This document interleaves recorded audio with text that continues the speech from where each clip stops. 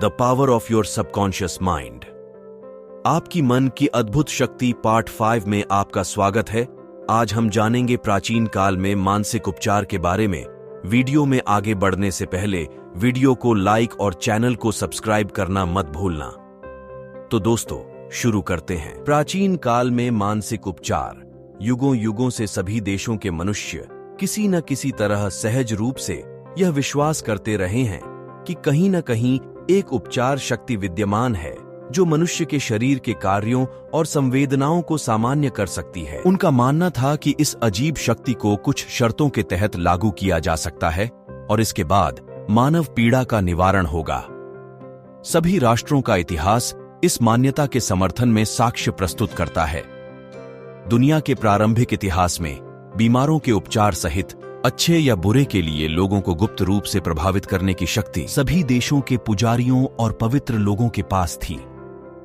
यह माना जाता था कि बीमारों का उपचार सीधे तौर पर ईश्वर की ओर से प्राप्त शक्ति है और उपचार की प्रक्रियाएं और व्युत्पन्न प्रक्रियाएं दुनिया भर में भिन्न भिन्न हैं।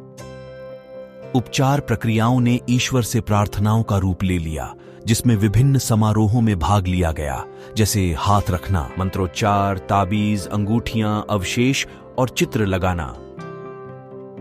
उदाहरण के लिए प्राचीन धर्मों में प्राचीन मंदिरों के पुजारी रोगी को दवाएं देते थे और रोगी को सोने से पहले सम्मोहक सुझाव देते थे और उसे बताते थे कि नींद में देवता उसके पास आएंगे और उसे ठीक कर देंगे। इसके बाद कई उपचार हुए। जाहिर है, यह सब अवचेतन मन को दिए गए शक्तिशाली सुझावों का काम था। कुछ रहस्यमय अनुष्ठानों के प्रदर्शन के बाद हेकेट के भक्त नींद के दौरान देवी के दर्शन करेंगे, बशर्ते कि सोने से पहले उन्होंने अजीब और शानदार निर्देशों के अनुसार उनसे प्रार्थना की हो। उन्हें छिपकलियों को राल, लोबान और लोहबान के साथ मिलाने और अर्धचंद्र के नीचे खुली हवा में इन सबको एक साथ पीसने के लिए कहा गया था। इस विचित्र प्रक्रिया के बाद कई मामलों में उपचार की सूचना मिली। यह स्पष्ट है कि ये अजीब प्रक्रियाएं, जैसा कि दिए गए चित्रों में बताया गया है, इन लोगों की कल्पना को आकर्षित करके उनके अवचेतन मन द्वारा सुझाव और स्वीकृति का समर्थन करती थीं।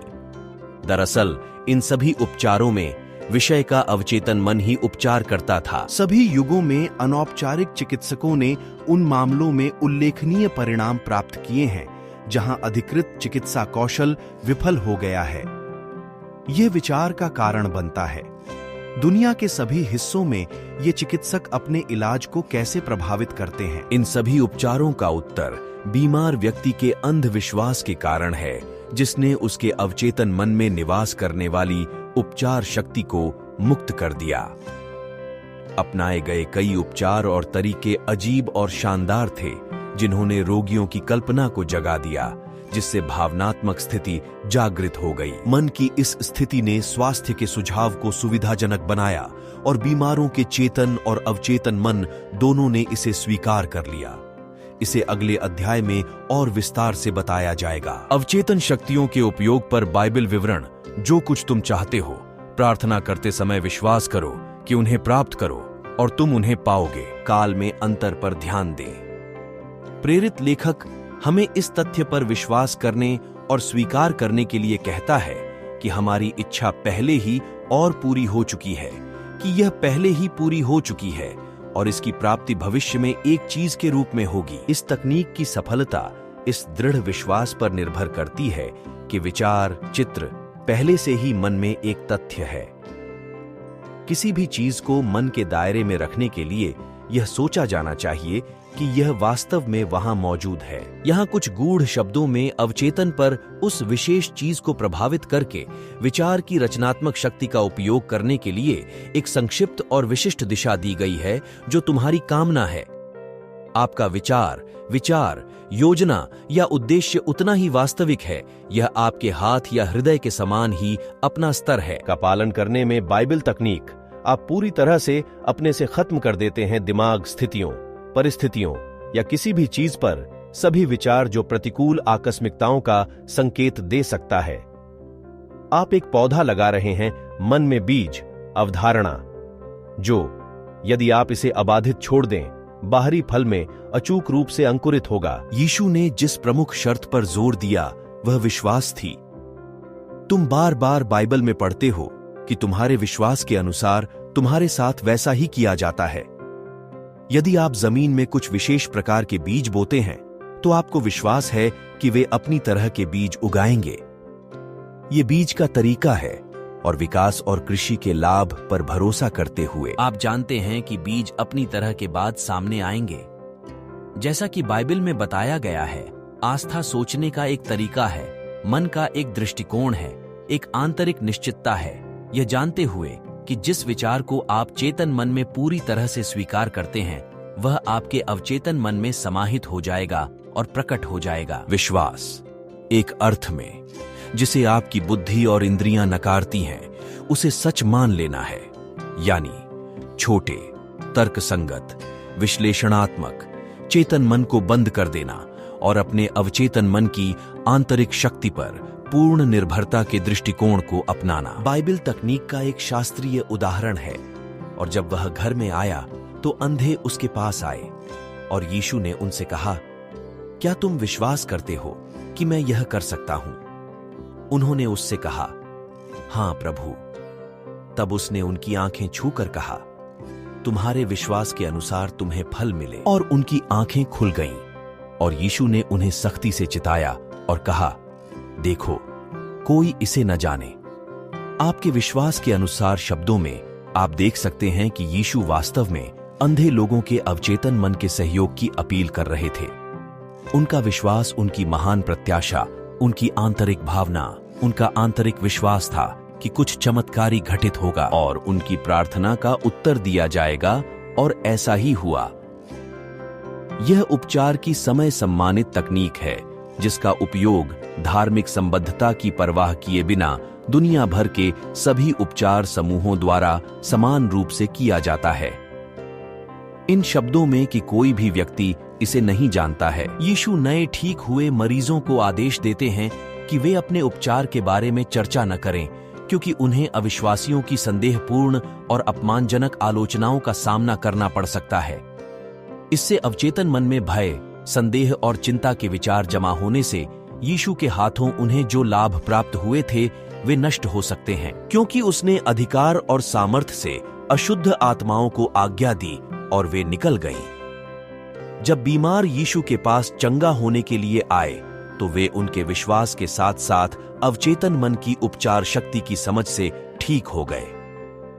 वह जो भी निर्णय लेता था उसे आंतरिक रूप से सत्य लगता था। वह और मदद की जरूरत वाले लोग एक सार्वभौमिक व्यक्तिपरक दिमाग में थे और उपचार शक्ति के बारे में उनकी मौन आंतरिक जानकारी और दृढ़ विश्वास ने रोगियों के अवचेतन में नकारात्मक विनाशकारी पैटर्न को बदल दिया। परिणामी उपचार आंतरिक मानसिक परिवर्तन की स्वचालित प्रतिक्रिया थी।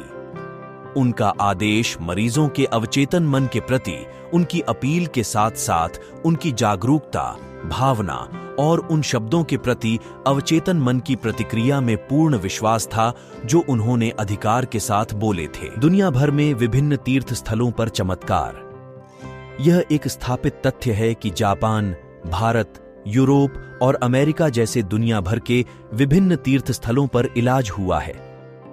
मैंने जापान के कई प्रसिद्ध तीर्थ स्थलों का दौरा किया है।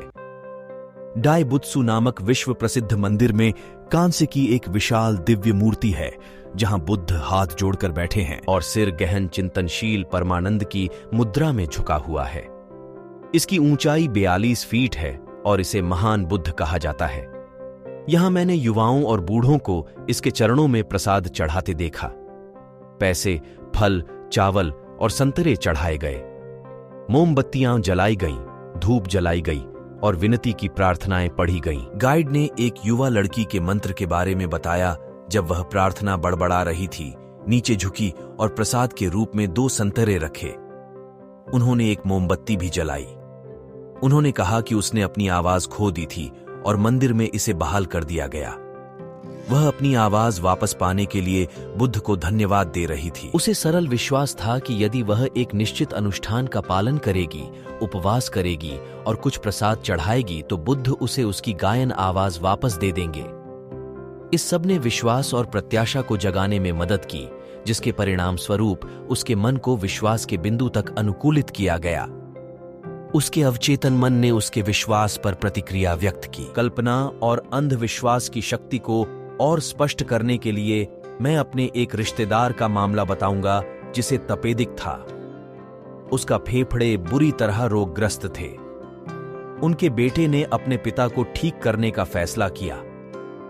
वह पर्थ, पश्चिमी ऑस्ट्रेलिया में अपने घर आए, जहां उनके पिता रहते थे, और उससे कहा कि वह एक भिक्षु से मिला था जो यूरोप के एक उपचार तीर्थ से लौटा था।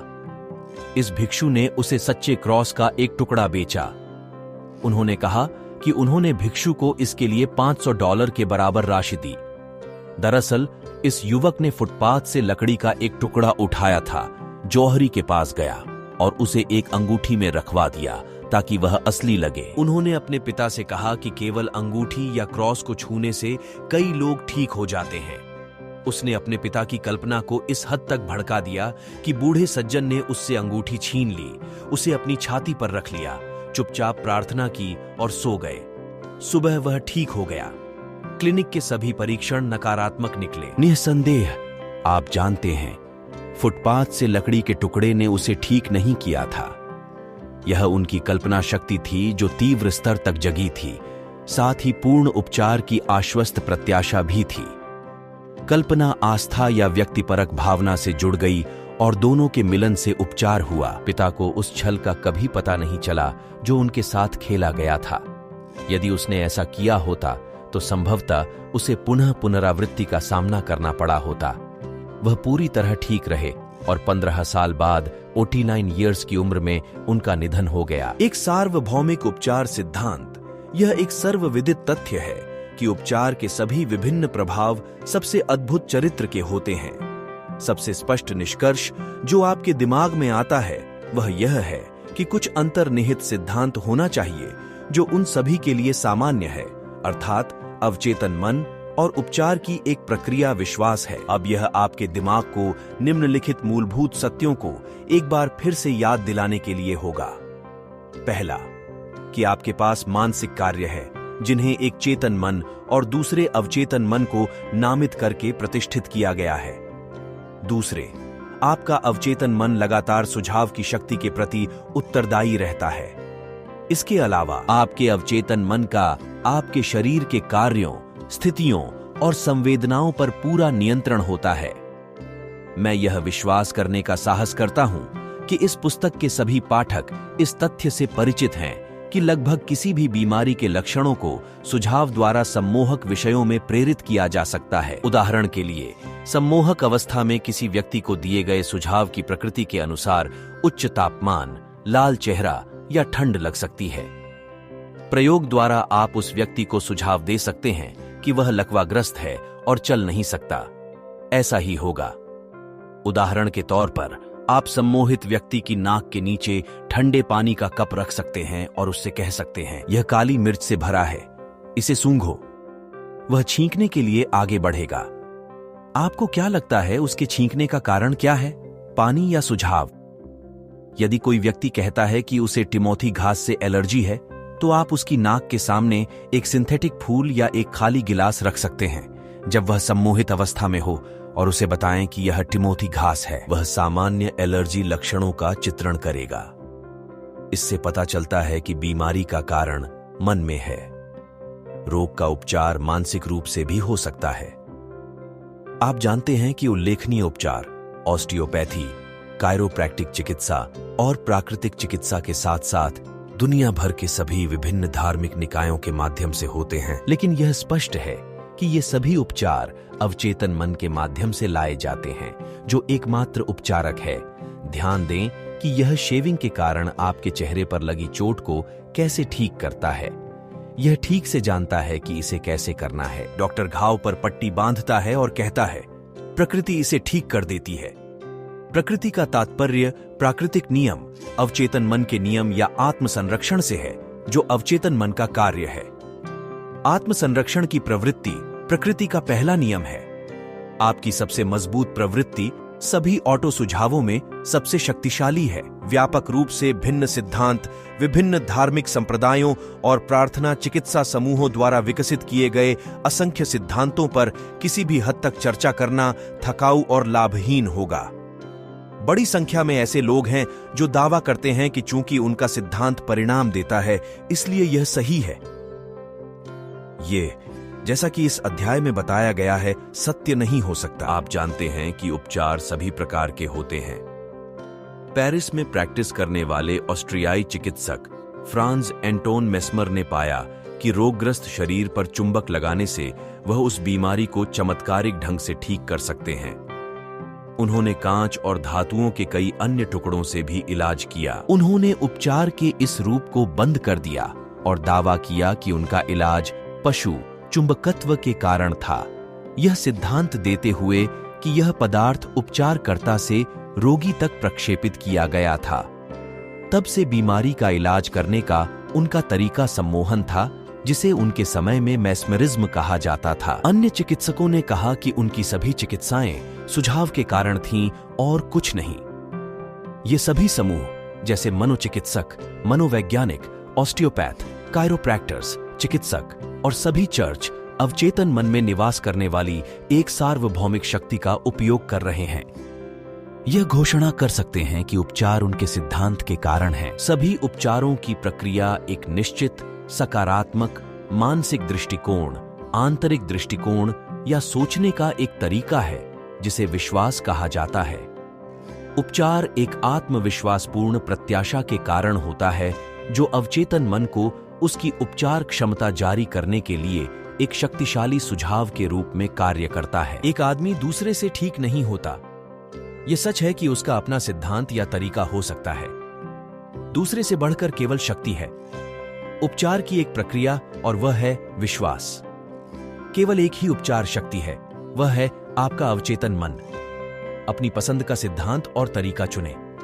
आप निश्चिंत हो सकते हैं, अगर आपको विश्वास है तो आपको परिणाम मिलेगा।